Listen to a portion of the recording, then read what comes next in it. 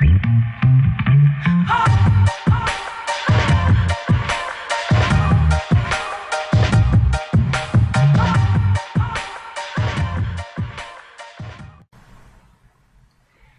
guys, today I just wanted to make a short video tonight. I wanted to make a short video to talk about my goals for this year. I'm sorry it's been a while since I made a video. It's been like 4 months.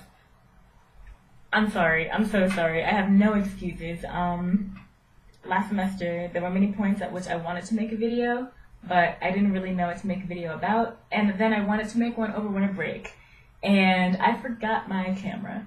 And then I wanted to make one this semester, but I didn't really have time because this semester, if you don't know, I'm a senior in college, and for us as seniors, we have to do something called the Senior Comprehensive Project. And basically, it's a semester-long project that's related to your major in some way, shape, or form. And if you don't pass it, you can't actually graduate. It sucks, yeah, I know, but it's like the equivalent of a master's thesis. Like, we have to do an oral defense and everything. So I just turned mine in last Friday, March 29th. So I still have the oral defense though. But the worst is over. And now I have a lot more time. So I'm back. I'm so sorry again for taking so long. School, y'all. I'm about to graduate college. I'm trying to find a job. I'm trying to find a house. I'm trying to get that money. Lord, being an adult's hard. Nobody told me. Everybody told me. I thought it couldn't be that bad. It's bad. Anyway. That's beside the point. I wanted to make a short little video talking about my goals, my natural hair goals. Does the camera make me look greasy? Whatever. Let's talk goals. I can't actually sit like this because then it's... Let's talk goals. Hair goals. Let's talk them. Alright. My goal this year is hair health and length retention. Let me put it that way. For me, I can tell how healthy my hair is by how much it breaks. And I know for a lot of people that might not be a good indicator, because for most people your hair can still grow and get longer, it'll just be long and ratchet, but whatever. For me, it does not work that way. The minute my hair gets the tiniest bit unhealthy, the littlest bit sick, as soon as it starts getting the sniffles, it'll start breaking. It's just hair blizzard all over my floor, all over my face, all over my clothes. I will walk around looking like that red monster off of Looney Tunes, just covered in hair, shed hair, broken hair. So for me, length retention and hair health go hand in hand, because for me, length is a really good way. Growth is a really good way for me to be able to tell. If it's not breaking, I know my hair is in a good place. Amongst other things, that's just one of the big signs for me. Last year, I retained 4 inches of hair, which is good, but my hair grows at about a ½ inch, maybe a little tiny bit more, teeny tiny bit more, not really enough to matter, but maybe a little bit more than that per month. So last year, I retained 4 inches, which means somewhere along the line, things started going wrong, and I know it was not when it was super short. It was when it started getting longer. I know why it started breaking off towards the end of the year. It's because I started handling it more and caring for it less. Last year, when I started doing twist outs, what I would do was over manipulate my hair. I would twist it out in the morning, twist it again that night, twist it out the next morning, twist it again that night, my entire head. Too much manipulation. I want to do low manipulation. I'm not going to do as many twist outs. I'm not going to manipulate it as much at all. I'm not going to touch it as much. For this year, I want to do a lot of protective styles where I can just style it up, let it go, not have to touch it for a week except for to moisturize and oil. Which leads me to my next goal, which is to get back into caring for my hair, moisturizing it. When it was really short, I was doing everything right. It was growing like a weed. It really was. I would Spray it with a little bit of water, mist it with water, moisturize it, oil it, and it was good. I didn't have any split ends until the 7th or 8th month after I had shaved my head and done my big chop. None whatsoever. I was on the lookout, and I didn't have a single one. Once it started getting longer, once I started being able to twist it up and leave it in twists for a couple of days, after a while, I stopped twisting it every day, and I would leave it in twists for about a week. But once they were in those twists, I wouldn't touch them again. I'd put them under my satin bonnet, put on my hat, be out the door, and I never bothered to moisturize. I never bothered to oil. Really, the only moisture it was getting was when I washed it and right after. And that, I knew I shouldn't have been doing that, but it was one of those things where it was just too easy to sweep under the rug because I was busy with school, I was busy with organizations, I was busy with work.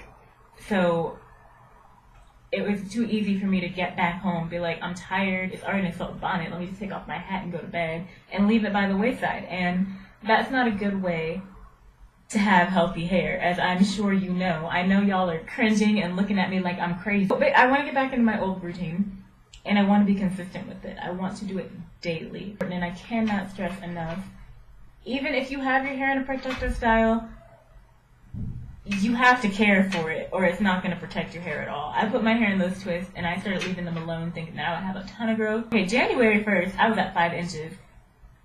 April 1st, I was still at 5 inches. I was sitting here thinking I had like a couple new inches of growth. I had like a half inch, but then because I wasn't caring for it, the half inch broke off. And so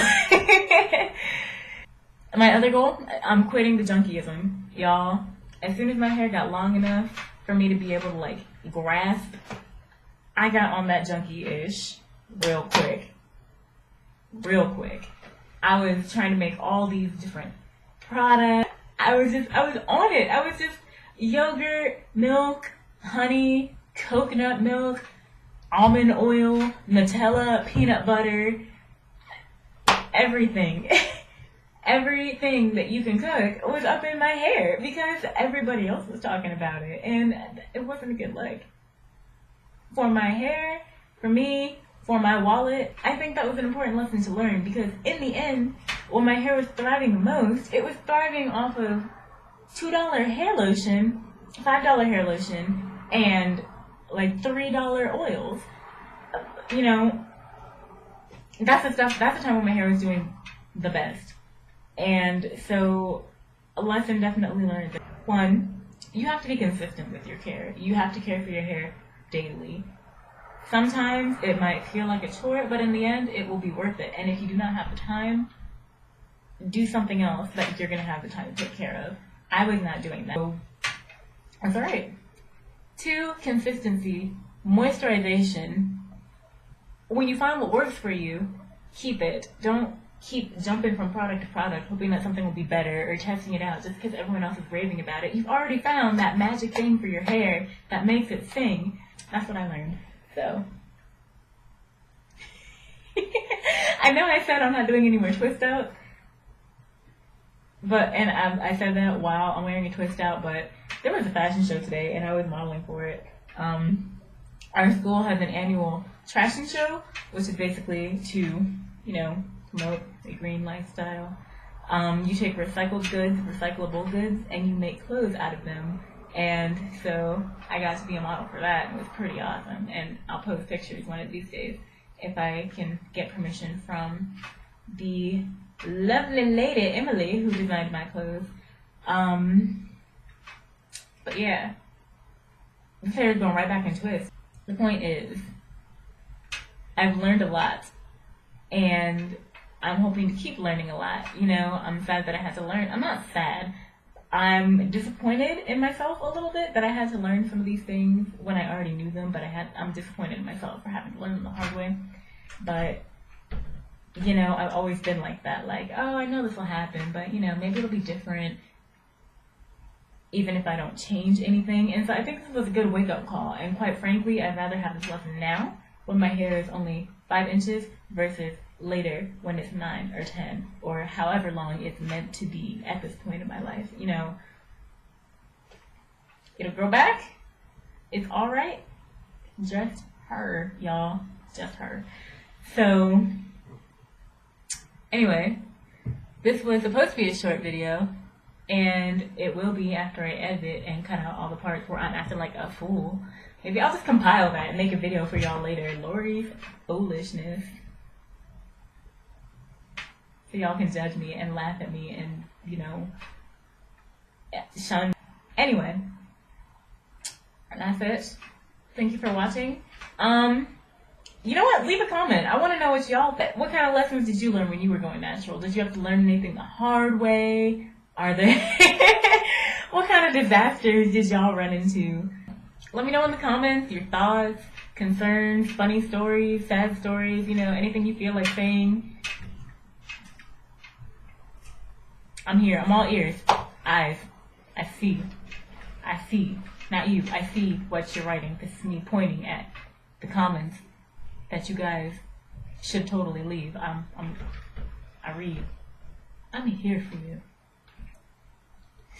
Everybody, I hope you're having a good night. I hope you're having a happy April. I know I'm late, but I hope you had a fantastic Christmas and a really good New Year's as well. I hope that whatever resolutions you've made have not died yet, and I hope that every line you have to get in tomorrow is super short and you get discounts on whatever you may purchase. All right, bye.